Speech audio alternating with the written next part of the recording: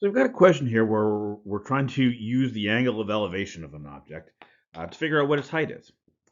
So there is an interesting little twist here. The point of observation is not actually on the ground. Right? So if I draw a quick sketch here, situation looks like this. We've got the ground and we've got the observer over here. And over here, 25 feet away, right, we've got a tree. So this distance is 25 feet. The person's height, his eye level height, is 5 feet 7 inches. And we know that the angle of elevation from his eyes is going to be 36 degrees. So that's this angle here. All right, so we can use that to find kind of this partial height of the tree. And then we're going to have to add in that extra 5'7" based on the level of his eyes off the ground. All right, so to do this, I know this adjacent side, and I'm trying to find the length of the opposite side. We'll call that x. And the trig function that uses the adjacent side and the opposite side, that's the tangent. So the tangent of 36 degrees,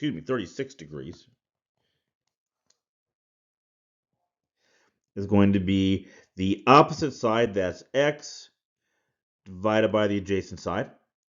So we multiply both sides by 25. This becomes x equals 25 tangent 36 degrees. Now we go to our calculator. Right, my calculator says this is 18.16 feet. So now we have a little issue. I need to add 5 feet 7 inches to this. And I don't have inches here, right? I've got decimal feet. So I have to make a choice. I'm either going to give my answer in decimal feet, like my x value here, or I'm going to give it in feet and inches. Well, the question didn't specify. However, doing things in decimal feet in practical applications is kind of unusual. Right? Doing feet and inches is going to be the more normal way to answer this kind of thing. So what I'm going to do is I'm going to take those 0.16 feet, right? I'm going to say 0.16 feet times 12 inches per foot equals, and this comes out to 1.92 inches, which I'm going to go ahead and round to 2 inches. So what I'm going to say over here is that the height of the tree is 18 feet 2 inches, and I can add 5 feet 7 inches to that.